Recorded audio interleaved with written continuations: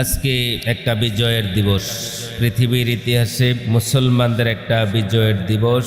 এই বিজয় দিবস নিয়েই মূলত কিছু আলোচনা উপস্থাপন করার ইচ্ছা আছে। তার আগে সমবেদনা জ্ঞাপন করছি দক্ষিণ আমেরিকার ভেনেজুয়েলা রাষ্ট্রে গত পরশু 39 সেকেন্ডের একটা ভূমিকম্প হয়েছিল।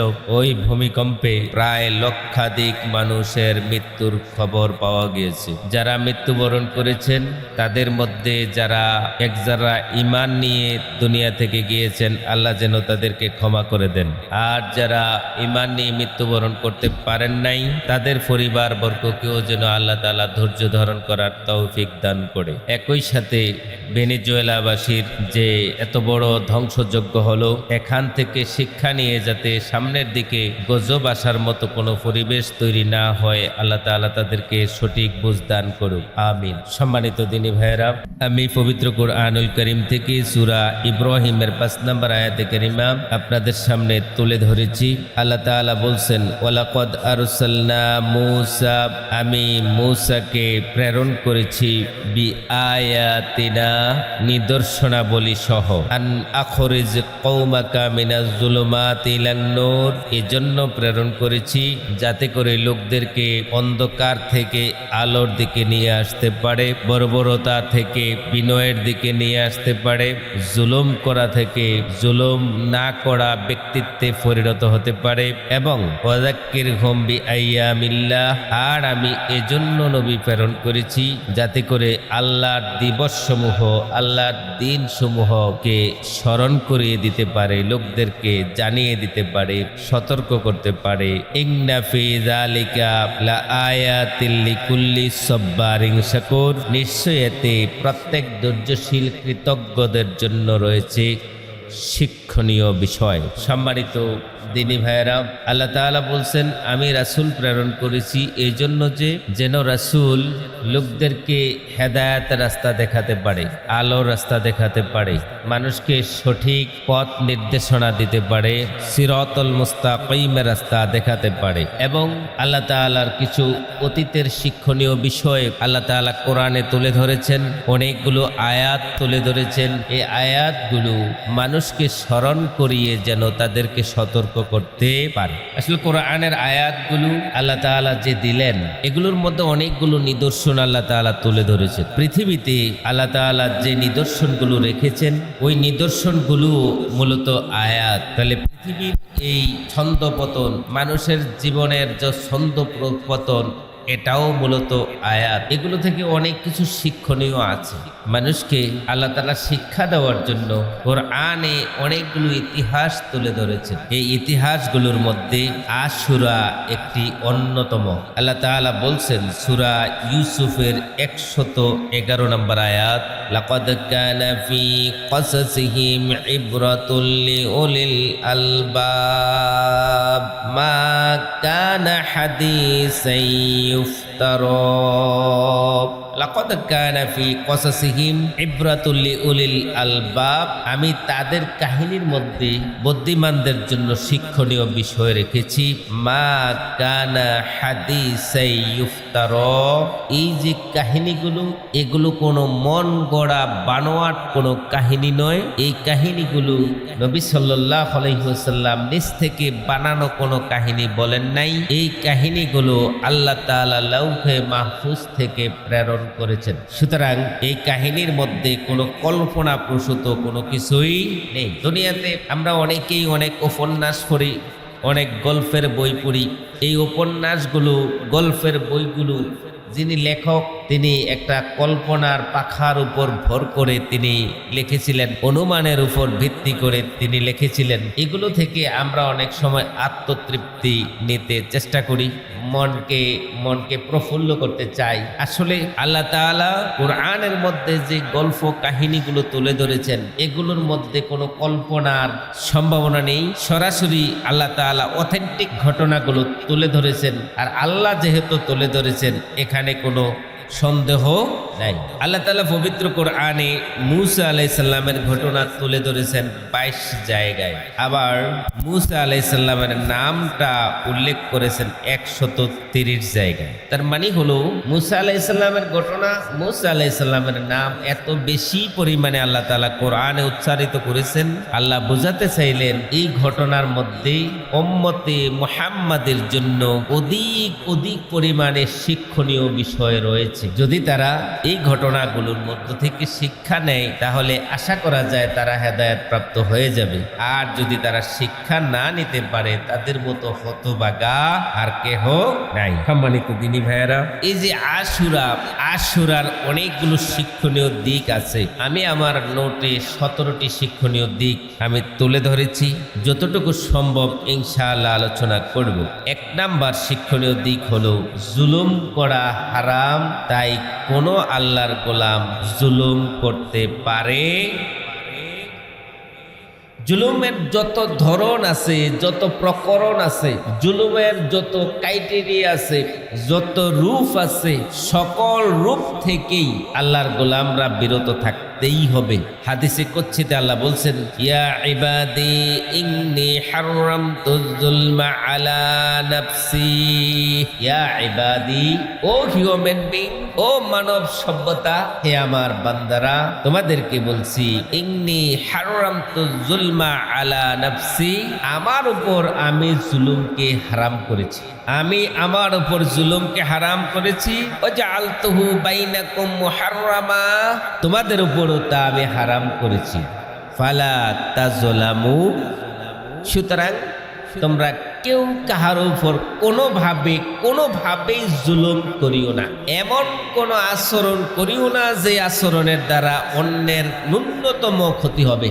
অন্যের উপর জুলুম হয় এমন ধরনের কোনো আচরণ করা যাবে। জুলুম অনেক সময় নিজের ঘরের ভিতরেও হয়, ঘরের বাহিরেও হয়।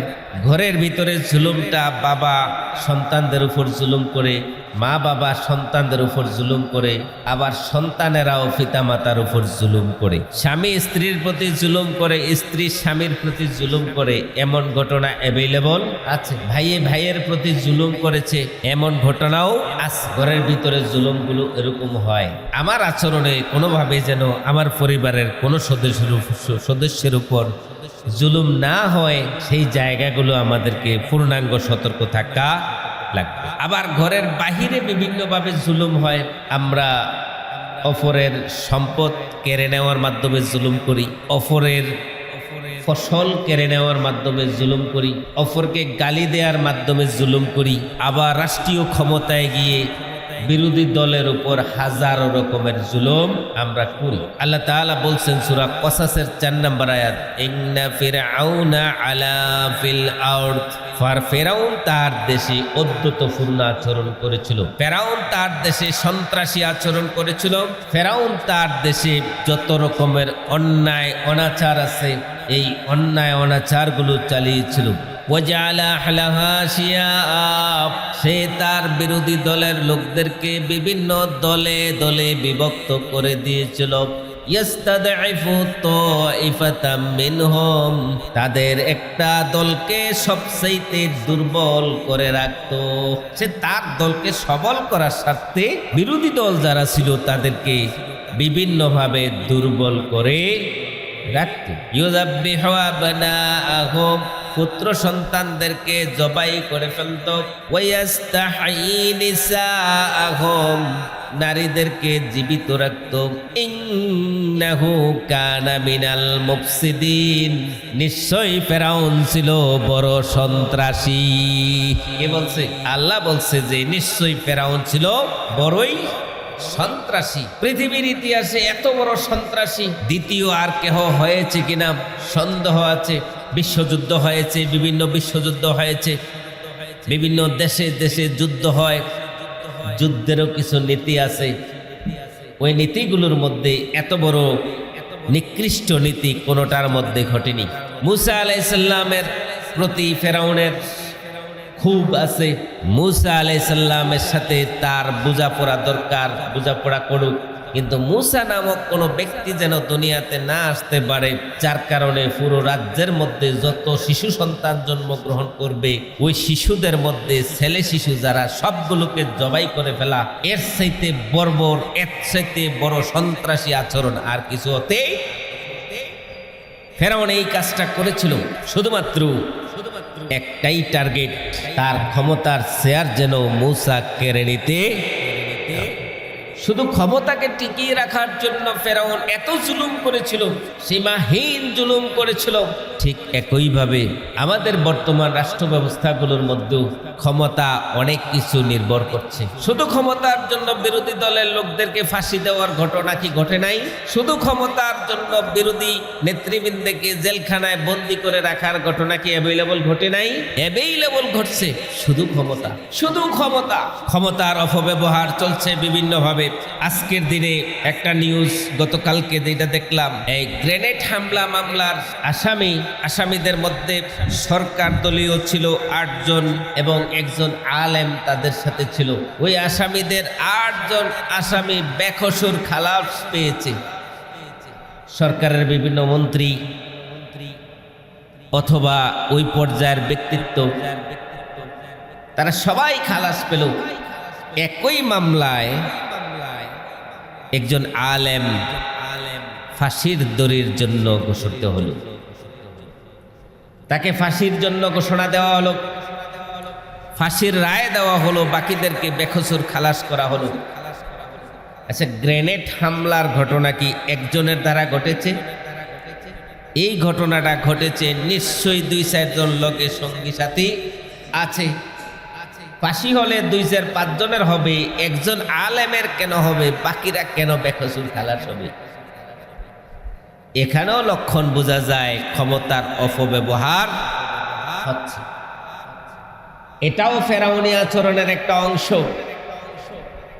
ফেরাউন তার দলের লোকদেরকে সেভ করার জন্য বিরোধী দলের লোকদেরকে বিভিন্নভাবে দমিয়ে রাখার চেষ্টা করেছিল।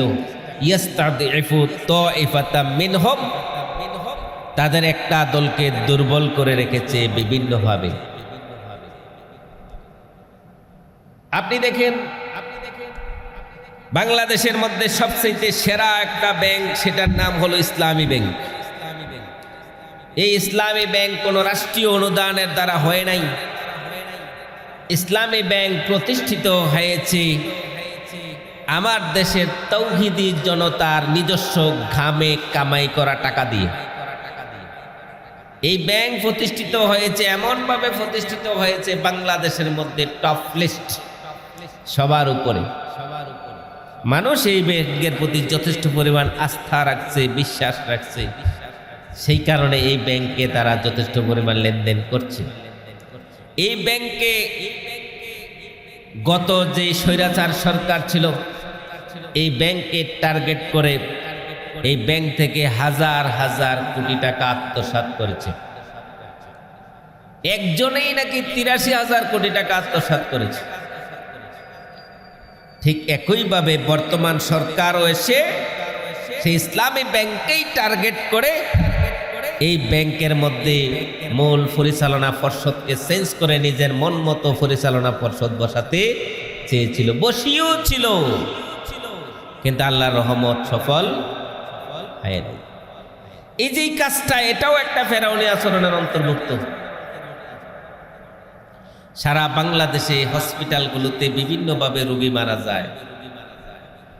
এক একটা করোনার সময় কিছু কিছু হসপিটালে 100, 150, 200 লোক মারা গেছে, ঘটনা হয় নাই? হ্যাঁ, বিভিন্ন ওসিলায়। এই যে হামে এত শত শত লোক মারা গেছে, কিন্তু হামে যে শত শত লোক মারা গেছে, ওখানে কি কোনো হসপিটালকে বন্ধ করা হয়েছিল? হয় নাই। কিন্তু আদ্দিন নামক একটা মেডিকেল কলেজ, এখানে সারা বাংলাদেশের মধ্যে সবচাইতে কম খরচে মানুষ চিকিৎসা নিতে পারে, সবচাইতে কম খরচে মানুষ এখান থেকে সেবা পাইতে পারে, যার কারণে হাসপাতাল ব্যবসায়ীদের বুকের কাটা হয়ে গেছে এই ব্যাংকটা। হাসপাতাল ব্যবসায়ীরা বড় অস্থির হয়ে গেছে এই ব্যাংকের বিরুদ্ধে কি করা যায়, যার কারণে তাদের কুপরামর্শে সরকার এই মেডিকেল কলেজটাকেও বন্ধ করে দিয়েছে। তাহলে এই যে এই মেডিকেল কলেজটাকে লাইসেন্স বাতিল করলো, বন্ধ করলো, এতে ক্ষতি কার হয়েছে? পুরো দেশবাসীরই হয়েছে, শুধু একটা দলের হয় নাই। তাদের চাওয়া ছিল যে যেই দলের তারা এই মেডিকেল কলেজটা প্রতিষ্ঠিত করেছে, এই দলের সুনাম সুখ্যাতি তো বেড়েই যাচ্ছে, সুনাম সুখ্যাতি বাড়তে দেওয়া যাবে না, যার কারণে মাথা ব্যথা দেখা মাথাকে কেটে দিয়েছে। এই আচরণগুলো স্বৈরাচারী, এই আচরণগুলো ফেরাউনি চরিত্রের অন্তর্ভুক্ত। সম্মানিত দিনী ভাইয়েরা, জুলুম মানুষ বিভিন্নভাবে করে, ঘরের ভিতরে করে, ঘরের বাহিরে করে, রাষ্ট্রীয়ভাবে জুলুম করে, আবার নিজের ভিতরেও জুলুম হয়। অনেক সময় নফসের প্রতি জুলুম করে, অনেকে করে না, নিজে নিজে পাপাচারে জড়ায়, আল্লাহর নাফরমানি করে, আল্লাহর আদেশের বিরুদ্ধে গিয়ে অনেক আচরণ করে তো মানুষ। আদম আলাইহিস সালামও ঠিক একই নাফরমানি করেছিলেন। আল্লাহ বলছে ওই গাছের কাছে যাইও না, শয়তানের কুমন্ত্রণায় তারা গিয়েছিল। আল্লাহ তাআলা বলছেন সূরা আরাফের 22-23 নম্বর আয়াত, ফাদাল্লাহুমা বিগুরুর, শয়তানের প্রতারণায় তারা ওই গাছের কাছে গেল। ফালাম্মা যাকাশ শাজারা, যখন তারা ওই গাছের ফল খাইল, বাদাত লাহুমা সাওআতুহুমা, তাদের লজ্জাস্থান অনাবৃত হয়ে গেল। শয়তানের কুমন্ত্রণায় তারা ওই ফল খেয়েছিল, খাওয়ার কারণে আল্লাহ তাআলা তাদের দেহ থেকে জান্নাতি পোশাক কেড়ে নিলেন, খুলে ফেললেন। আল্লাহ অসন্তুষ্ট হয়ে গেলেন। ওয়াতাফিকা ইয়াখসিফানি আলাইহিমা মিন ওয়ারাকিল জান্নাহ, জান্নাতের পোশাক আল্লাহ তাআলা কেড়ে নিলেন। এরপরে কি করলেন তারা এই জান্নাতের পাতা দিয়ে, গাছের পাতা দিয়ে তাদের লজ্জাস্থানকে ঢাকতে শুরু করলেন। এরপরে আল্লাহ বলছেন, ওয়া কুল্লাম আলাম আনহাকুমা আলাম আনহাকুমা তিলকা শাজারা, আমি কি বলি নাই যে এই গাছের কাছে যাইও না? আমি তো বলেছি এই গাছের কাছে যাইও না। আরো তো বলছি, ওয়া কুল্লাহুমা ইন্নাশ শাইতানা লাকুমা আদুব্বুম মুবিন, আমি তো আরো বলেছি যে শয়তান তোমাদের প্রকাশ্য দুশমন। তাহলে শয়তানের কুমন্ত্রণায় আদম আলাইহিস সালাম, হাওয়া আলাইহিস সালাম ও নাফরমানি করেছিল। যেই মাত্র তাদেরকে তাদের গায়ের পোশাক খুলে পড়ে গেল, আল্লাহ বলল জান্নাত থেকে বের হয়ে যাও, সাথে সাথে তারাও বুঝতে পেরেছে, হায় আমরা তো নাফরমানি করে ফেললাম, আমরা তো ভুল করে ফেললাম। যার কারণে তারা সাথে সাথে আল্লাহর কাছে ক্ষমা চেয়েছিল, রব্বানা যালামনা আনফুসানা ওয়া ইল্লাম তাগফির লানা ওয়া তারহামনা লানাকুনান্না মিনাল খাসিরিন। ও আল্লাহ, জুলুম করে ফেলেছি, তুমি আমাদেরকে মাফ করে দাও। তুমি যদি মাফ না করো কার কাছে যাব? তোমার কাছে মাফ চাই, ক্ষমা করে দাও। আল্লাহ তাআলার সাথে সাথে ক্ষমা করে দিয়েছে। তাহলে জুলুম আমরা অনেক সময় নিজের উপরও করি, নফসের উপরও করি। যখন আমরা বুঝতে পারবো যে আসলে জুলুম করে ফেলেছি, সাথে সাথে আল্লাহর কাছে ক্ষমা চাইতে পারবো তো ইনশাআল্লাহ। তাহলে 1 নাম্বার শিক্ষা হলো আশুরা থেকে জুলুম হারাম, তাই জুলুমের ধারে কাছেও কোনোভাবেই যাওয়া যাবে না। আশুরার 2 নাম্বার শিক্ষা হলো আল্লাহ যখন কাউকে ধ্বংস করতে চান তখন আল্লাহর নাফরমানি করার জন্য সুযোগ দিয়ে দেন। আল্লাহর যখন ইচ্ছা হয় তাকে ধ্বংস করবে, তখন আল্লাহর নাফরমানি হয় এমন ধরনের কাজ করার জন্য তাকে সুযোগ দেয়। সে দেখিতে কতটুকু করতে পারে, কারণ তাকে ধ্বংস করতেই হবে, করবে। ফেরাউন নাফরমানিতে সর্বোচ্চ পর্যায়ে পৌঁছে গিয়েছিল। ফেরাউন একটা পর্যায়ে ঘোষণা দিয়েছিল, আনা রব্বুকুমুল আ'লা, আমি সবচেয়ে বড় খোদা, আমার চেয়ে বড় কোনো খোদা নাই। শুধু তাই নয়, সে আরো এক ধাপ আগাইছে। আগাইয়া কি বলছে? আল্লাহ তাআলা বলছেন সূরা কসাসের 38 থেকে 41 নম্বর আয়াত, وقال فرعون ففرعون يا أيها الملأ, ফেরাউন বলল, হে আমার মন্ত্রী পরিষদের সদস্যগণ, হে আমার পরিষদ বর্গগণ, মা আলিমতু লাকুম মিন ইলাহিন গায়রি, আমি জানি না আমি ব্যতীত আবার তোমাদের কোন রব আছে? আমি ব্যতীত তোমাদের আবার রব আছে এটা তো আমার জানা নাই। এরপরে বলছে ফাওকাদ লি ইয়া হামান আলা তিন, ও হামান তুমি মাটি দিয়ে ইট বানাও, ইট পোড়াও। কি করবা? ফাজআল লি সরহা, এরপরে তুমি একটা প্রাসাদ বানাও, বিশাল বড় একটা প্রাসাদ বানাও। ওই প্রাসাদের মধ্যে উঠে লাআল্লি আত্তলিউ ইলা ইলাহি মূসা, আমি মূসার রবকে, মূসার কে আল্লাহ, মূসার একজন প্রতিপালক আছে নাকি, তাকে আমি একটু ওই প্রাসাদ থেকে উকি মেরা দেখব। তিরস্কার ভাষাটা দেখছেন তো? মূসার রবকে আমি কত ওই প্রাসাদ থেকে দেখবো, ইয়া হামান বানাও। তাহলে হামান নামক একজন ব্যক্তি ছিল, যে ব্যক্তি ফেরাউনের ডাইন হাত। ঠিক এরকম ভাবে প্রত্যেক প্রধানমন্ত্রীরও তো ডাইন হাত থাকে, ঠিক না? শেখ হাসিনার ডাইন হাত ছিল ওবায়দুল কাদের সাহেব, আমাদের তারেক রহমান সাহেবেরও ডাইন হাত হলো সালাউদ্দিন সাহেব। এরকম ডাইন হাত থাকে। ওই ফেরাউনেরও ডান হাত ছিল। হামান তুমি ইট বানাও, একটা প্রাসাদ বানাও, প্রাসাদের মধ্য থেকে মূসার রবকে আমি একটু চুক্কি মেরা দেখতে চাই। তাহলে তার বাড়াবাড়িটা একটু বেড়ে গেল না? বেড়ে গেল। এরপরে আয়াত আল্লাহ বলছেন ওয়াস্তাকবারা ওয়া হুয়া জুনুদুহু ফিল, তার বাহিনী অন্যায়ভাবে অহংকার শুরু করলো, দাম্ভিকতা শুরু করলো। অহংকারের জন্য তার পা মাটিতে লাগে না, এত দাম্ভিক হয়ে গেল, এত অহংকারী হয়ে গেল। ওয়াজান্নু আন্নাহুম ইলাইনা লা ইরজাউন, সে মনে করলো যে সে আর আল্লাহর কাছে ফিরে যাবে না, তার মৃত্যু হবে না, সে আর কিছু নয়। দাম্ভিকতা, অহংকারিতার সীমাহীন পরিস্থিতিতে চলে গেল। আমাদের মধ্যে তো কিছু কিছু মানুষ আছে এমন ধরনের ভাব লইয়া চলে।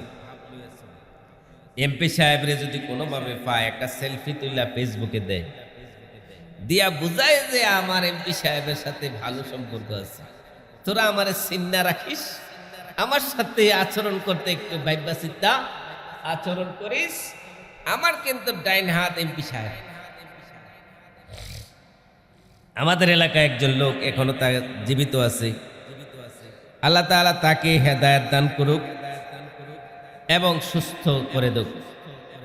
ওই ব্যক্তিটাও প্রায় সময় মুন্সেফ বাড়িতে যাইত, এমপি বাহার সাহেবের সাথে প্রায় সময় দেখা করত, তো যাইয়া বৈশা থাকতো, প্রায় সময়ে গিয়ে বৈশা থাকতো, দোকানে বৈশা গল্প করতো। কালকে এমপি সাহেবের কাছে গেছিলাম, এমপি সাহেবের রাত্রে এতটা সময় ফোন দিয়েছিল, আমার এই ঘটনাটা বললো, এটা করতে বললাম, ওইটা করতে বললো।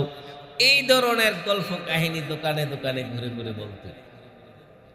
হ্যাঁ, এইটা বলার মাধ্যমে কি বুঝাইতো? যে এমপি সাহেবের সাথে আমার ভালো সুসম্পর্ক আছে, সুতরাং এই সমাজের কোনো ব্যক্তি আমার সাথে তেরাতুর আচরণ করিও না। একটা দাম্ভিকতা প্রকাশ করত। ঠিক একই দাম্ভিকতা প্রকাশ করেছিল ফেরাউন, তার সৈন্যবাহিনী, তার অনুসারী যে মানুষগুলো ছিল তারা। এরপরে আল্লাহ বলছেন ফানজুর কাইফা কানা আকিবাতুজ জালিমিন, এই জালেমদেরকে আমি কিভাবে ধ্বংস করছি তোমরা কি দেখো না? এই জালেমদেরকে আমি কিভাবে ধ্বংস করছি তোমরা দেখে রাখো। এরপরে আয়াত আল্লাহ বলছেন ওয়াজআলনাহুম আইম্মাতান ইয়াদউনা ইলান নার, আমি তাদেরকে নেতা বানাইছিলাম। তাদের দায়িত্ব ছিল লোকদেরকে, মানুষদেরকে ভালোর দিকে ডাকবে, হেদায়েতের দিকে ডাকবে, জান্নাতের দিকে ডাকবে। তারা এটা না করে তারা লোকদেরকে জাহান্নামের দিকে ডাকছে। যত অশালীন আচরণ আছে ওই কাজগুলো করেছে। আপনারা যদি আপনার সমাজের একজন ব্যক্তিকে চেয়ারম্যান বানায়া দেন, ওই ব্যক্তি তার ইউনিয়নবাসীর উপর একটা কর্তৃত্ব থাকে, ঠিক না? সে চাইলে সমাজবাসীটাকে, তার ইউনিয়নবাসীটাকে নামাজি একটা ইউনিয়ন হিসাবে পরিণত করতে পারে। সে যেই লোকগুলোকে নিয়ে চলবে, নামাজের সময় যদি ওই লোকগুলোর নিয়ে নির্দিষ্ট সময়ে মসজিদে চলে যায়, ইমাম সাহেব নাই, নিজে ইমামতি করে নামাজটা আদায় করে, তাহলে তার সাথে যেই মানুষগুলো চলবে এই মানুষগুলো নামাজি হয়ে যাবে, ঠিক না? আবার কেহ যদি নামাজ না পড়ার ইচ্ছাও থাকে, নামাজ পড়বে না এই টার্গেটও থাকে, এই মানুষটা কমপক্ষে নামাজের সময় চেয়ারম্যানের কাছে যেত না। কারণ জানে নামাজের সময় হলে উনি মসজিদে চলে যাবে, আমিও যাওয়া লাগবে, আমি যেহেতু পড়তাম না, নামাজের টাইমটা পার হোক এরপরে যাব। তাহলে চেয়ারম্যান সাহেবের সাথে সুসম্পর্ক রাখতে হলে নামাজি হওয়া লাগবে, ঠিক না? চেয়ারম্যান সাহেব যদি সমাজের মধ্যে যে জুয়া খেলায় মানুষগুলো, ওই জুয়াখোরদের বিরুদ্ধে যদি পদক্ষেপ নেয়, পুরো সমাজ থেকে ভালো ভালো যে ছেলেরা আছে, যে যুবকগুলো আছে, খারাপ কাজ করে না, নেশা করে না, জুয়া খেলে না, নামাজি মানুষ, ভালো মানুষ, ওই মানুষগুলোকে নিয়ে যদি একটা টিম গঠন করে কারা কারা জুয়া খেলে ওইগুলোগুলো ধরবা, যারা যারা অন্যায় আচরণ করবে, জুয়া খেলবে, তাদেরকে তোমরা যাইয়া বাধা দিবা, এরপরে যদি তারা কিছু বলে আমাকে জানাইবা। এরপরে আপনি বলেন তো ওই সমাজের মধ্যে কি আর জুয়ার আড্ডা থাকবে? তাহলে চেয়ারম্যান সাহেব চাইলে ওই সমাজটাকে পরিবর্তন করতে পারে। আল্লাহ বলছে, আমি তাদেরকে ক্ষমতা দিয়েছিলাম, আমি চেয়েছিলাম সে লোকদেরকে নিয়ে জান্নাতের দিকে যাবে, কিন্তু সে জাহান্নামের দিকেই গেল। লোকদেরকে নিজে তো জাহান্নামী হলো, লোকদেরকেও জাহান্নামী বানাইল। ওয়ায়াউমাল কিয়ামাতি লা ইউসরুন, কিয়ামতের দিন তারা কোন রকমের সাহায্যকারী পাবেই বা কিভাবে? পাওয়ার তো কোনো সুযোগ নেই। আমার ভাইয়েরা, সে আগাইছে, সে জুলুম করেছিল, আল্লাহ তাআলা তাদেরকে সহ্য করে নাই, আল্লাহ তাআলা শাস্তির আওতায় এনেছিল। তাহলে জুলুমকারীকে আল্লাহ তাআলা সহ্য করে না, এটা আমরা মোটামুটি কিছুটা হলেও পাইলাম।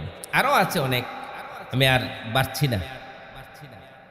তাহলে 2 নাম্বার শিক্ষা হলো, আল্লাহ তাআলা যদি কাউকে ধ্বংস করতে চান, তাকে ধ্বংস করার কিছু উপক্রম তৈরি করার সুযোগ দেন, আকাম করার সুযোগ দেন। সে লোকদেরকে জাহান্নামের দিকে নিয়ে গেছে, সে বলছে আমি এই পৃথিবীর মধ্যে আমার চেয়ে বড় আর রূপ নাই। সে আরো বলছে যে দেখো, ওয়ানাদা ফিরআউন ফি কওমিহি ক্বালা ইয়া কওমি আলাইসা লি মুলকু মিসর। ওয়ানাদা ফিরআউন ফি কওমিহি, ফিরআউন তার সম্প্রদায়কে ডেকে বলল, ক্বালা ইয়া কওমি, হে আমার কওমের লোকেরা, আলাইসা লি মুলকু মিসর, আমি কি মিশরের অধিপতি নই? এরপরে বলছে ওয়াহাজিহি আনহারু তাজরি মিন তাহতি, আমার কথায় এই লোহিত সাগরে পানি প্রবাহিত হয়, আমার কথায় এই নীল নদের পানি প্রবাহিত। অর্থাৎ আমি বলছি বিদ্যায় পানি চলে, যদি আমি বাধা দেই তাহলে পানি চলবে না। তাহলে তার বাড়াবাড়িটা একটু কম হয় না, একটু বেশি হয়েছে, সীমা লঙ্ঘন করেছে। আল্লাহ তাআলা বলছেন সূরা মুজাম্মিলের 16 নম্বর আয়াত, ফাআসা ফিরআউনুর রাসূল ফাআখাযনাহু আখাযান ওয়াবিলা। সে ফিরআউন রাসূলকে অমান্য করলো, রাসূলের বিরুদ্ধে অবস্থান করলো, ফলে আমি তাকে কঠোর শাস্তির আওতায় এনেছি।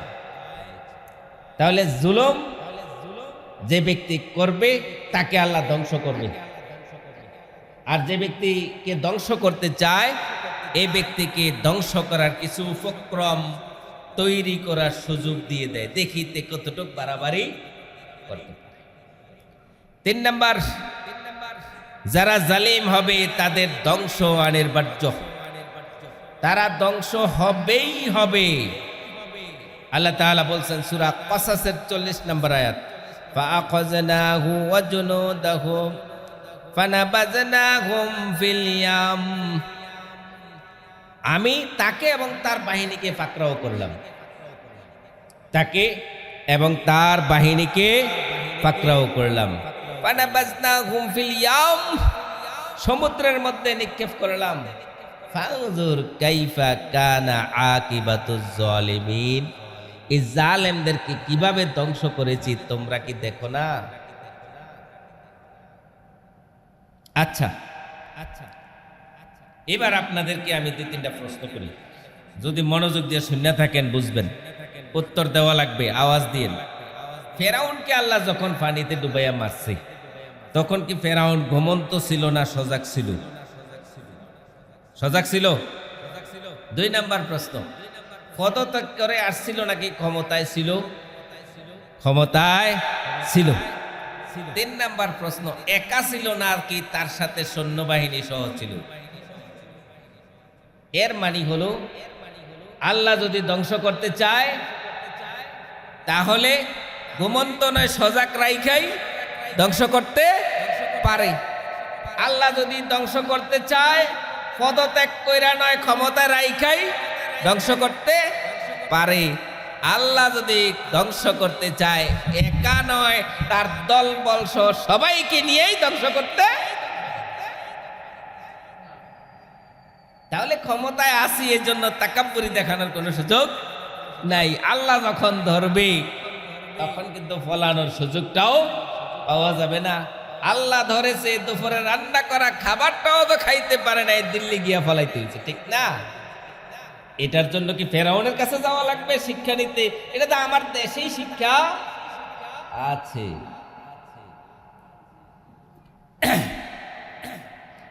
আপনি যদি শিক্ষা গ্রহণ না করেন, যেই কারণে জ্বর ওঠে এই কারণ যদি অনুসন্ধান না করেন, জ্বর 2 দিন পরে পরে উঠবে, ঠিক না?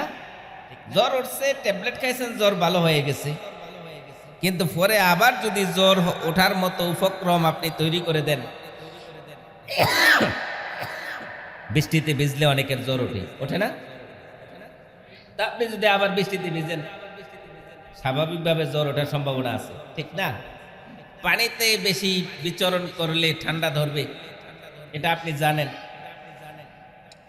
স্বাভাবিকভাবে পানিতে নামতে সতর্ক হওয়া লাগবে, বেশিক্ষণ থাকা যাবে না। আমাদের মা চাষিরা যাদের কোলে দুধের শিশু আছে, ওই মায়েরা কাপড় চোপড় ধোয়াধুয়ি করে, এগুলি করতে গিয়েও একটু কম করে। ওই মায়েদের সাথে অন্য কেউ থাকলে কাপড়গুলো ধুইয়া নেয়, কারণ পানি যত মা হাতাবে ততই বাচ্চাকে ঠান্ডায় ধরবে, ঠিক কিনা? হ্যাঁ, পানি যত হাতাবে বাচ্চাকে ততই ঠান্ডা ধরবে।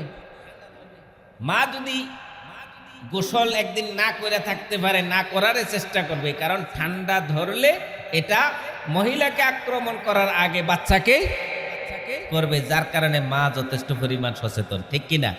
এটা কি আপনারা দেখেন না? এটা দেখার জন্য ফেরাউনের কাছে যাওয়া লাগবে না, এটা দেখার জন্য আমাদের ঘরেই আছে। যেই খাবার খাইলে ডায়াবেটিস বেড়ে যায়, এই খাবার কি আপনারা ডায়াবেটিস ওয়ালারা খান? স্বাভাবিকভাবে খাননি বেশি। অনেকেই দেখা যায় যে দোয়ানে গেলে কয় যে ভাই চিনি ছাড়া চা দাও, চিনি দিলেও একটু দিও। কেন? ও বেটা জানে যে চিনিটা বেশি খাইলে ডায়াবেটিস বাড়বে, ঠিক না? এই কারণে বেটা একটু চিনি কম খায়। ও বেটা জানে রাতের বেলায় ভাত খাইলে ডায়াবেটিস বাড়বে, যার কারণে রাতের বেলায় ভাত খায় না, এই কারণে 1-2টা রুটি খায়, অল্প কিছু খায়। ভাত বেশি পরিমাণ খাইলে ডায়াবেটিস বাড়বে, ও বেটা জানে, যার কারণে ও বেড়ায় সচেতন আছে। এই কারণে ও বেটার ডায়াবেটিস নিয়ন্ত্রণে আছে। যে বেটা সচেতন নাই ও বেটার ডায়াবেটিসও নিয়ন্ত্রণে নাই। আল্লাহ তাআলা আপনাকে কি কি কারণে ধ্বংস করে মানুষকে, এই ঘটনাগুলো কোরআনে তুলে ধরেছে। এই ঘটনাগুলো থেকে যদি আপনিও সচেতন না হন তাহলে আপনিও সেই ধ্বংসের কাতারে যেতে হবে, এটাই স্বাভাবিক। তাহলে 3 নাম্বার যেটা পাইলাম, যারা জালিম হবে তাদের ধ্বংস অনিবার্য। অমলি লাহুম ইন্না কাইদি মাতিন। আল্লাহ তাআলা সার দেয়, সার দেয়, সার দেয়, ঢিল দেয়, ঢিল দেয়, ঢিল দেয়, একবারে ছাইরা দেয় না। ইন্না কাইদি মাতিন, আল্লাহর কৌশল বড়ই শুনিব।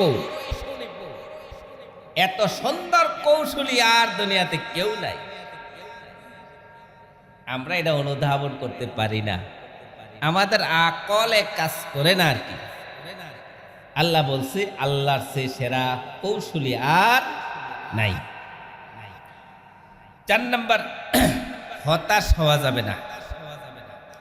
হতাশ হওয়া যাবে না। অনেক সময় জুলুমের স্ট্রিম রুলার এত বেশি হয়, হতাশ হয়ে যায়। হায় অবস্থা পালানা, কঠিন সিচুয়েশন। জুলুম মনে হয় আরো বেশি হবে, পারতাম না। আরে পাগলি, পরিস্থিতি তো বেশি ভালো না। দেখো না এবিডি রে দাও, এত চেষ্টা করিয়া ক্ষমতাতে নামাইতাম, পারি না। কত কিছু করলাম, পারলাম তো না। একটা পর্যায়ে কিছু মানুষ হতাশ হইয়া কইছে এবিডি যতদিন বাচ্চা থাকবে এবিডি রে সরানো যাবে না। এরমও অনেকে মন্তব্য করছে, ঠিক না? এমন ধরনের চিন্তাও তো অনেকে করেছে। তার মানে হতাশ হয়ে গেছে, পারা যাবে না। ঠিক এরকম ধরনের হতাশা নবীদের ক্ষেত্রেও হতো, সাহাবা রাদিয়াল্লাহুদের ক্ষেত্রেও হতো, নবীর উম্মতদের মধ্যেও হতো। আল্লাহ তাআলা বলছেন সূরা ইউসুফের 110 নম্বর আয়াত, হাত্তা ইযা ইসতাইআসার রুসুল ওয়া যান্নু আন্নাহুম কদ কুযিবু।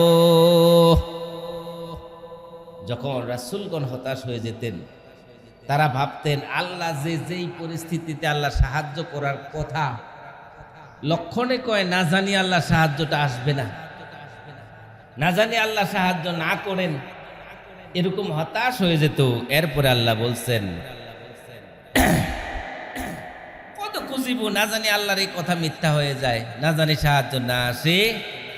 যা আহুম নাসরুনা, আল্লাহ বলছেন তখনই আমার সাহায্যটা হাজির হয়েছে। অর্থাৎ সর্বশেষ সীমা, শেষ প্রান্তে চলে গেছে, হতাশার ধার প্রান্তে চলে এসেছি। এই মুহূর্তে না জানি আল্লাহ সাহায্য নাও আসতে পারে, ওই মুহূর্তেই আমি সাহায্যটা পাঠাই দিই। মূসা আলাইহিস সালামের উম্মতেরা বলা বলে শুরু করল। যখন ফেরাউনের তারা খায়া লোহিত সাগরের পারে চলে গেছে, পিছনের দিকে ফিরে দেখতেছে ফেরাউনের বাহিনী, ফেরাউন তার সৈন্য বাহিনী নিয়ে আইতাছে। যদি এদিকে যায় তাহলে ফেরাউনের বাহিনী ধরে লাইব, এইদিকে গেল সেই দিক দিয়া ধরে লাইব। যদি সামনের দিকে যায় লোহিত সাগরে পইরা ডাবো হাবুডুবু খাইয়া মরা লাগবে। এমন একটা পরিস্থিতি, তারা মূসা আলাইহিস সালামকে বলতেছে, ও মূসা ইন্না লামুদরাকুন, আমরা তো ধরা ফিরা লাইলাম, আমাদের আর বাঁচার কোনো সুযোগ নাই, শেষ হয়ে গেলাম। এখন যদি জাপ দেই সাগরে ফিরা মরা লাগবে, যদি জাপ না দেই ফেরাউন তার সৈন্য বাহিনী আমাদেরকে ধইরা মাইরা লাইব, শেষ, আর বাঁচার সুযোগ নাই। একেবারে হতাশ হয়ে গেছে। আসলে তো এই পরিস্থিতিতে হতাশ হওয়ারই কথা, ঠিক না? ওই মুহূর্তে যখন মূসা আলাইহিস সালামের উম্মতেরা বলল যে আমরা তো ধরা পড়ে গেলাম, মূসা আলাইহিস সালামও তো দেখছে যে তার বাহিনী যেটা দেখতেছে ফেরাউন সৈন্যবাহিনী লই আইছে, এটা কি মূসা আলাইহিস সালাম দেখে নাই? আবার সামনে যে লোহিত সাগর, এটাও তো মূসা আলাইহিস সালাম দেখেছে। দেখার পরেও মূসা আলাইহিস সালামের ভিতরে ভিতরে হতাশা থাকুক আর না থাকুক, উপরে কোনো এটা প্রকাশ করে নাই। তিনি বলছেন ক্বালা কাল্লা, কখনো না, কোয়াইট ইম্পসিবল, কখনো নয়, হতাশ হও না, ইন্না মাইয়া রব্বি সায়াহদিন, আমার রব আমার সাথে আছে, তিনি আমাকে পথ বের করে দেবেন, তিনি আমাকে রাস্তা বের করে দেবেন। বলেন তো রাস্তা বের হয়েছে কিনা? রাস্তা বের হয়েছে কিনা? রাস্তা বের হয়েছে। তার মানে হলো বিপদ যত বেশি হোক, মুক্তি তত কাছাকাছি। রাত যত গভীর হয়, সকাল তত এগিয়ে আসে, ঠিক না? মায়ের প্রসব বেদনা যত বৃদ্ধি পাবে, তার সন্তানের আগমন তত কাছে আসবে, ঠিক কিনা? হ্যাঁ, অন্ধকার যত বাড়বে, আলো তত কাছাকাছি। সুতরাং হতাশ হওয়ার প্রয়োজন নেই। আপনি দেখেন,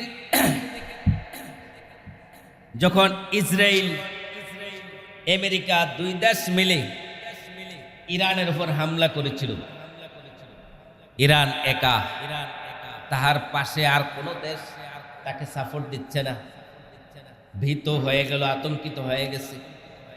ইরান হিম্মতের সাথে প্রতিবাদ করেছে।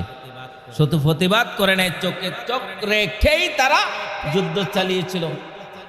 একটা পর্যায়ে ইরানই বিজয়ী হয়েছে, আমেরিকা এখন পলাতক বলা যায়।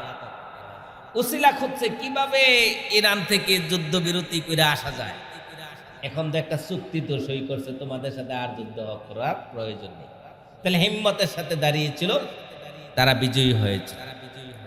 ঠিক একইভাবে 2024 সালের জুলাই মাসে ছাত্র জনতা যে আন্দোলন করেছিল, তাদের প্রতিও যথেষ্ট পরিমাণ জুলুম করেছিল, অত্যাচার করেছিল, স্ট্রিম রুলার সীমাহীন করে ফেলেছিল। মানুষ হতাশ হয়ে গিয়েছিল, না জানি আমরা এখানে ব্যর্থ হয়ে যাই। কিন্তু আল্লাহর সাহায্য এসেছে, ঠিক না? আল্লাহর সাহায্য এসেছে কিনা? সবাই একটা স্বস্তির নিঃশ্বাস ফেলেছিল। যদিও বর্তমান সময়ে দেশের পরিস্থিতি বেশি একটা ভালো নয়, যদিও ভালো নয়, যদি তারাও সতর্ক না হয়, ওই পরিণতি আবার তাদেরও হওয়ার সম্ভাবনা আছে। জুলাই মাস তো খালি কেবল 2024 সালে ছিল এরকম না, 25 সালেও ছিল, 26 সালেও জুলাই মাস আছে। আর 3-4 দিন পরে জুলাই মাস শুরু হইব না? জুলাই মাস এর পরের বছরও তো আছে। জুলাই খালি 1 সালে নয়, বহুই আছে। সুতরাং এত উতাল পাতাল করা বেশি ভালো হবে না। তাহলে আশুরা আমাদেরকে 5 নাম্বার শিক্ষা দেয় কিভাবে স্বপ্নের প্রাসাদ নির্মাণ করা যায়। মানুষের দুঃখের পরে সুখ আছে, স্বস্তি আছে, এটা চিরন্তন সত্য। যে যত দুঃখ ভোগ করবে, দুঃখের পরে আল্লাহ তাআলা তাকে শান্তি দেবেন, এটা আল্লাহ তাআলার ওয়াদাও বটে। আল্লাহ তাআলা বলছেন সূরা ইনশিরাহ এর 5-6 নম্বর আয়াত, ফা ইন্না মাআল উসরি ইউসরা, ইন্না মাআল উসরি ইউসরা। দুঃখের পরে সুখ আছে, দুঃখের পরে সুখ আছে। দুঃখ দেখে হতাশ হইও না, তোমার জন্য সুখ অপেক্ষা করছে, টেনশন করিও না। দুঃখ পাইলে এত বেশি হতাশ আমরা হয়ে যাই, বিচলিত হয়ে যাই। ওই দুঃখ পেয়ে এত বিচলিত না হয়ে একটা শুকরিয়া আদায় করা উচিত, যে যেহেতু দুঃখ দিয়েছে আল্লাহ, নিশ্চয়ই আল্লাহ সুখটাও দেবে, সুতরাং অপেক্ষায় রইলাম। দুঃখের পরে সুখ আছে। বিজয়টা, চূড়ান্ত বিজয়টা হয় ইমানদারদের। চূড়ান্ত বিজয়টা ইমানদারদেরই হয়। আমরা অতীতের রেকর্ড খুঁজলে তাই দেখি, চূড়ান্ত বিজয়টা ইমানদারদেরই হয়েছিল। আল্লাহ তাআলা বলছেন সূরা মুজাদালা 21 নম্বর আয়াত, কাতাবাল্লাহু লা গুলিবান্না আনা ওয়া রাসূলি, আমি কিতাবে লিখে দিলাম বিজয়টা হবে আমার এবং আমার রাসূলের। আমি লিখে দিলাম বিজয়টা আমার এবং আমার রাসূলের হবে। যারা আওয়ামী লীগ করেন, যদি শেখ হাসিনা বিজয়ী হয়, আওয়ামী লীগের লোকজন খুশি হয় না বেজার হয়? খুশি হয় না বেজার হয়? শেখ হাসিনার বিজয়ে আওয়ামী লীগের লোকজন কি নিজেদেরকে পরাজিত মনে করে না নিজেরা বিজয়ী মনে করে? হ্যাঁ, নিজেরা বিজয়ী মনে করে। যারা বিএনপি করেন, আগে খালেদা জিয়া ছিল, এখন তারেক রহমান, তিনি যদি বিজয়ী হন, বিএনপির লোকজন খুশি না বেজার? খুশি। তারেক রহমান বিজয়ী হয়েছে মানে বিএনপির যত কর্মী বাহিনী আছে সবাই বিজয়ী, ঠিক কিনা? আল্লাহ বলছে আমি বিজয়ী হব, আমার রাসূল বিজয়ী হবে। তার মানে হলো রাসূলের উম্মত হিসেবে আমরা নিজেরা যাদেরকে দাবি করি, আমরা যারা রাসূলের উম্মত দাবি করি, তাহলে রাসূলের বিজয় মানে আমাদের বিজয়। তাহলে এখানে তো বিজয়ের সুসংবাদে, ঠিক না? বিজয়টা ফাইনালি আমাদেরই হবে। কিন্তু মাঝে মধ্যে অনেক সময় আমরা হতাশ হয়ে যাই, আমরা ভাবি যে না জানি বিজয় আমাদের না হয়। অনেক সময় আমরা ভুল বুঝি, ভুল সেন্টিমেন্ট নিয়ে থাকি, প্রধান আইডিওলজি থেকে আমরা আড়াল হয়ে যাই, আল্লাহর প্রধান নির্দেশনা থেকে আমরা দূরে সরে যাই, আমরা ভয়ে ভীতু হয়ে যাই, আমাদের ভুল ব্যাখ্যা আমাদের ব্রেইনে কাজ করে। আল্লাহ তাআলা বলছেন সূরা বাকারা 216 নম্বর আয়াত, কুতিবা আলাইকুমুল কিতালু ওয়া হুয়া কুরহুল লাকুম, আমি তোমাদের জন্য জিহাদকে ফরজ করে দিয়েছি। জালেমদের বিরুদ্ধে চক্রাঙ্গে কথা বলা তোমাদের জন্য ফরজ করে দিয়েছি। জালেমদের সামনে বিড়ালের মতো ম্যাও ম্যাও করার কথা আমি বলি নাই, জালেমদের সামনে হুঙ্কার দিয়ে কথা বলা লাগবে, এটা আমি ফরজ করে দিয়েছি। কুতিবা আলাইকুমুল কিতাল, আপনি একটু খেয়াল করেন, রোজার যে আয়াতটা নাজিল হয়েছে, যে আয়াতটা দিয়ে আমরা রোজা রাখি, কুতিবা আলাইকুমুস সিয়াম, তোমাদের জন্য রোজা ফরজ করা হয়েছে। এই জায়গায় একটা ভালো শিক্ষণীয় বিষয়, কুতিবা আলাইকুমুস সিয়াম বলার কারণে আমরা যত লোক মুসলিম দাবি করি তার ভিতরে 90% লোক রোজা রাখে, ঠিক না? আমরা যারা মুসলিম দাবি করি 2-4 জন ভাঙ্গালায়, এটা ভিন্ন কথা, 2-4 জন থাকে না। আমরা যারা মুসলিম দাবি করি আমাদের 90% লোক রোজা রাখে। ঠিক একই ধরনের কথা বলছে কুতিবা আলাইকুমুল কিতাল, সিয়ামের জায়গায় কিতাল। তাহলে 90% লোক আমরা রোজা রাখি এক আদেশের কারণে। এই ঠিক সেম ধরনের আদেশ কিতাল, জালেমদের বিরুদ্ধে যুদ্ধ করা, জালেমদের বিরুদ্ধে হুঙ্কার দিয়ে ওঠা।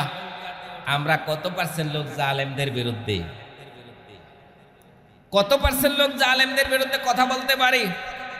কয়জন লোক জালেমদের বিরুদ্ধে কথা বলি? আমরা তো কথা বলেই না, বরং কেউ যদি বলে তারে আবার পরামর্শ দে, রে বেশি বাড়াবাড়ি করিস না, বিপদ হইব, দরকার নেই, বাদ দে। নিজে তো করেই না, আবার অপরে করতে চায় তাকেও বাধা দেই। এই জন্য রাসূল সাল্লাল্লাহু আলাইহি ওয়াসাল্লাম বলছেন, আস-সাকিতু আনিল হক শাইতানু আখরাজ, যে ব্যক্তি হক বলতে পারে না তার ভিতরে শয়তানের আখড়া আছে। দুনিয়াতে কাউকে ভয় করা যাবে না, ভয় করতে হবে একজনকে, তিনি কে? মান খাফাল্লাহু খাফাহু কুল্লু শাই ওয়া মান খাফা গায়রাল্লাহি খাওয়াফাহুল্লাহু মিন কুল্লি শাই। রাসূল সাল্লাল্লাহু আলাইহি ওয়াসাল্লাম বলছে, যে ব্যক্তি আল্লাহকে ভয় করে তাকে তামাম দুনিয়ার মানুষ ভয় করে, আর যে ব্যক্তি আল্লাহকে বাদ দিয়ে অপরকে ভয় করে তাকে তামাম দুনিয়ার মানুষে ভয় দেখায়। কথাটা খেয়াল করেছেন কিনা?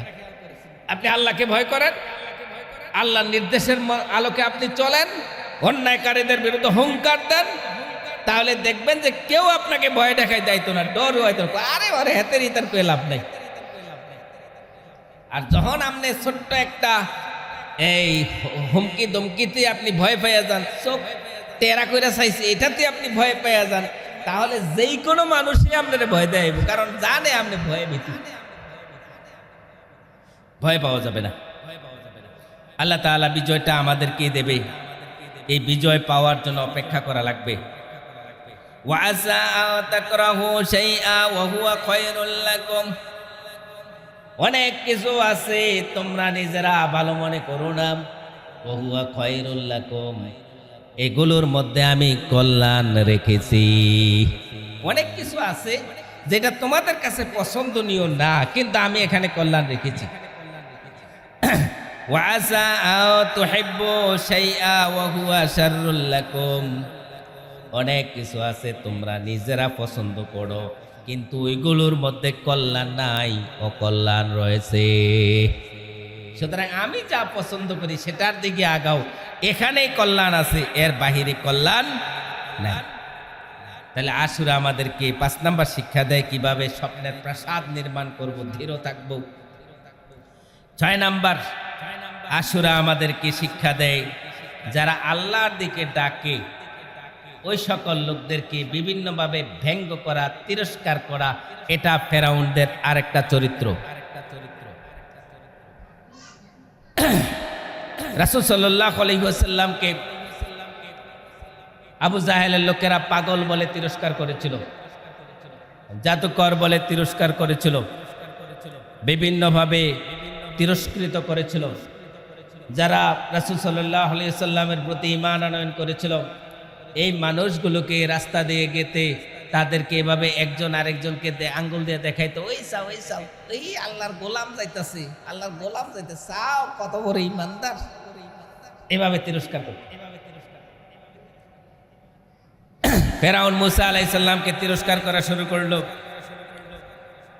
মুসা আলাইহিস সালামের একটু জড়তা ছিল, মুখে জড়তা ছিল, কথা তো স্পষ্টভাবে বলতে পারতো না, যার কারণে ফেরাউন লোকদেরকে বলতেছে, সূরা যুখরুফের 52 নম্বর আয়াত আল্লাহ বলছেন, আম আনা খায়রুম মিন হাযাল্লাযী হুয়া মাহিন, আমি তো তার চাইতে উত্তম, ও তো একটা তুচ্ছ লোক, সে তো কথাই বলতে পারে না।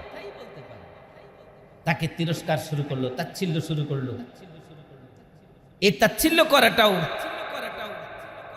এক ধরনের ফেরাউনি আচরণ। রাসূল সাল্লাল্লাহু আলাইহি ওয়াসাল্লামের অরিজিনাল উম্মত যারা ছিল তাদেরকে তাচ্ছিল্য করত, যারা জালিম ছিল তারা।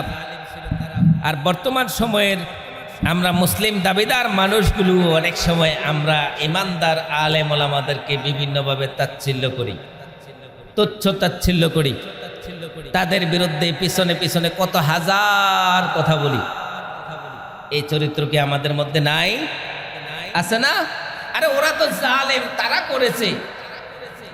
আবু জাহেলের বাহিনী যারা ছিল তারা কাফের ছিল, তারা ইমানদারদের বিরুদ্ধে করবে, এটাই স্বাভাবিক। ফেরাউন তার অনুসারীরা কাফের ছিল, সে মুসার বিরুদ্ধে করবে, এটাই স্বাভাবিক। কিন্তু আমরা তো মুসলিমই দাবি করি, ঠিক না? মসজিদে যারা আসে এই মানুষগুলোর মধ্যে কি কেউ হিন্দু আছে, কেউ খ্রিস্টান আছে, কেউ বৌদ্ধ আছে? নাই। কিন্তু এই মসজিদের মুসল্লিগুলি তো আবার ইমাম সাহেবের দুষ্ট হয়, ঠিক না? হ্যাঁ হ্যাঁ, আমি মানুষ, আমি ভুলের ঊর্ধ্বে নই, যার কারণে আমার কোনো ভুল থাকলে আমাকে বলাই উচিত। আমি যদি উত্তর না দিতে পারি তখন ভিন্ন কথা, কিন্তু দোকানে দোকানে ঘুরে ঘুরে ইমাম সাহেবের বিরুদ্ধে কথা বলে এরম লোককে আমাদের সমাজে আছে না? আপনাদের এখানে না থাকতে পারে, আমাদের সমাজে আছে, দেখেছি এরকম লোক আছে। ইসলামপন্থী ব্যক্তিদের বিরুদ্ধে তারা তিরস্কার করে মজা পায়, কাঠমোল্লা বলে মজা পায়, বিভিন্ন ধরনের এই ছোট হয় এরম ধরনের কথা বলে। দ্রুত হাঁটলে কয় দাওয়াতরা তাড়াতাড়ি যাইতে হইব, আস্তে হাঁটলে কয় যে খাইয়া পেট একবার ওসা করে রাখছে, হাঁটতেও পারে না। কত দূর জানি, দোষের সীমা নাই, হাজারো দোষ। যার কারণে আমি দাওয়াত খাওয়াই ছেড়ে দিছি বলা যায়। এই সেক্টরটাতে আমি যাই না বলা যায়, না পারতে আপনারা সমাজে মাঝে মধ্যে ফেসে বললে যাই আর কি। এই সেক্টরটাই ছেড়ে দিছি, লাভ নাই যাইয়া, ঠিক আছে? এর সে টিয়া দিয়ে খায় বদনাম থেকে বাচ্চা, ঠিক আছে না? এই ধরনের চরিত্র ফেরাউনি চরিত্র, আমরা এই ধরনের চরিত্রের আচরণ যেন আমরা না করি। আল্লাহ তাআলা আমাদেরকে কবুল করুক। ফেরাউন মুসা আলাইহিস সালামকে হুমকি দেওয়া শুরু করলো, ধমকি দেওয়া শুরু করলো। কি বলছে? ওয়াকালা ফিরআউন যারুনি আক্তুল মুসা ওয়ালিয়াদউ রাব্বাহ, আমি মুসাকে হত্যা কইরাম, দেখি মূসা তার রবের ডাকুক, তার রবে তাকে বাঁচাক, আমি তার হত্যা কইরাম, আমি তাকে ছাড়ব। সে একটা তুচ্ছ মানুষ, তাচ্ছিল্য করার মতো মানুষ, সে আবার এখানে নবী দাবি করে, সে আবার আরেক খোদার প্রচার করে, এটা আমি দিতে পারবো না, আমি এটা সহ্য করতে পারবো। তাহলে ফেরাউন চরিত্রের 6 নাম্বার যে চরিত্র পাইলাম সেটা হলো নবীদের বিরুদ্ধে তুচ্ছ তাচ্ছিল্য করা, আল্লাহর কোরআনের দিকে যারা ডাকে, হেদায়েতের রাস্তায় যাদেরকে যারা ডাকাডাকির কাজ করে, এই সকল লোকদেরকে তুচ্ছ তাচ্ছিল্য করা ফেরাউন্দি আর একটা চরিত্র। আজকে আর লাস্ট একটা পয়েন্ট আলোচনা করে, আমি তো 10টা পয়েন্ট আলোচনা করব ভাবছিলাম, সময় চলে গেছে, আর একটা পয়েন্ট আলোচনা করে আমি শেষ দিয়ে দিচ্ছি। 7 নাম্বার, মূসা আলাইহিস সালাম এবং তার সঙ্গীদের পথ অবলম্বন করা। আশুরা আমাদেরকে শিক্ষা দেয় মূসা আলাইহিস সালাম এবং তার সঙ্গীরা যে পথে চলেছিলেন আমরাও যেন সেই পথে চলি। মূসা আলাইহিস সালাম ফেরাউনের হুমকিতে ধমকিতে মূসা আলাইহিস সালাম মাথা নত করে নাই, না করে আল্লাহর আদেশের অটল ছিল। আর তাহার উম্মত যারা ছিল তারাও দৃঢ়তার সাথে মূসা আলাইহিস সালামের সঙ্গী হয়েছিল, হওয়ার কারণে আল্লাহ তাআলা তাদেরকে মুক্তি দিয়েছিলেন, ঠিক না? মুক্তি দিয়েছিলেন। আমার রাসূল সাল্লাল্লাহু আলাইহি ওয়াসাল্লামের একনিষ্ঠ কিছু সাহাবা রাদিয়াল্লাহু ছিলেন, তারা রাসূল সাল্লাল্লাহু আলাইহি সাল্লামকে এমনভাবে আঁকড়ে ধরেছে, পায়ে পায়ে কদমে কদমে অনুসরণ করত, যার কারণে তারা দুনিয়াতে থাকতেই জান্নাতের সুসংবাদ পেয়েছিল, ঠিক না? দুনিয়াতে থাকতেই তারা জান্নাতের সুসংবাদ পেয়েছে। তাদের নাম আমাদের সামনে উচ্চারিত হলে আমরা তাদের ব্যাপারে শ্রদ্ধায় মন উদ্বেলিত হয়ে থাকে তাদের প্রতি, ঠিক না? বেলাল রাদিয়াল্লাহর নাম শুনলে আমাদের মন থেকে একটা শ্রদ্ধা তৈরি হয়ে যায়। আবু যর গিফারি রাদিয়াল্লাহর নাম শুনলে মন থেকে একটা শ্রদ্ধা তৈরি হয়ে যায়। আবু বকর রাদিয়াল্লাহু তাআলার নাম শুনলে মন থেকে শ্রদ্ধা তৈরি হয়ে যায়, ঠিক কি না? ওমর রাদিয়াল্লাহর নাম শুনলে শ্রদ্ধা তৈরি হয়ে যায়, তাহার চরিত্রটা মনে মনে চলে আসে। বেলাল রাদিয়াল্লাহর নাম শুনলে আমরা বুঝি তাহার প্রতি কত জুলুম করেছিল।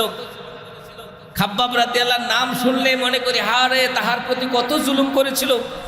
আবু বকর রাদিয়াল্লাহর নাম শুনলে কই দিনের জন্য তার পুরো সম্পদ দিয়ে দিয়েছিল, ঠিক না? ওমর রাদিয়াল্লাহর নাম শুনলে আমাদের মন থেকে এভাবে চলে আসে জালেমদের বিরুদ্ধে কেমনে হুঙ্কার দিয়েছিল ওমর।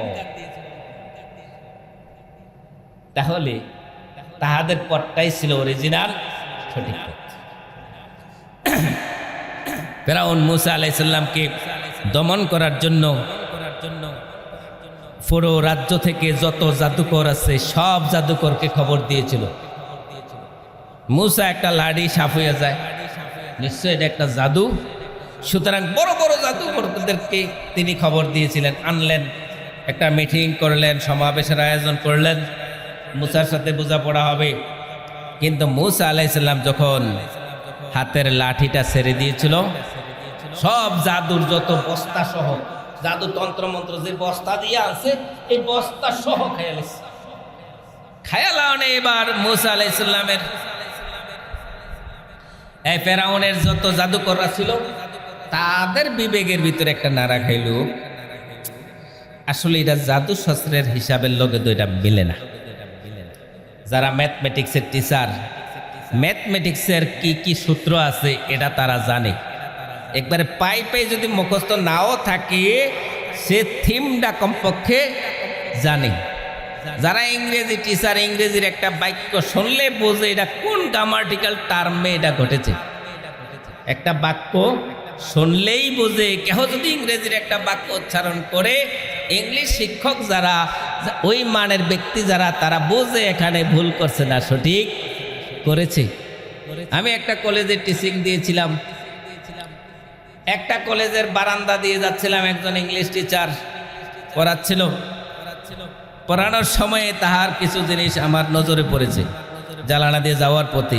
যখন আমার কাছে একটু আপত্তি মনে হয়েছে তাৎক্ষণিক আমি আবার দাঁড়াইছি, দাঁড়াইয়া আরেকটু শুনলাম, পরবর্তীতে আমার বাসায় তাকে খবর দিয়ে নিয়ে আমি তাকে ধরিয়ে দিয়েছিলাম, এখানে এই সেন্টেন্সে এই ভুলটা হয়েছে, ওই সেন্টেন্সে ওই ভুলটা হয়েছে, এগুলো আমি ধরিয়ে দিয়েছিলাম। কারণ আমার আশা করি আল্লাহর রহমতে এই সেক্টরটাতে আমার দখল আছে।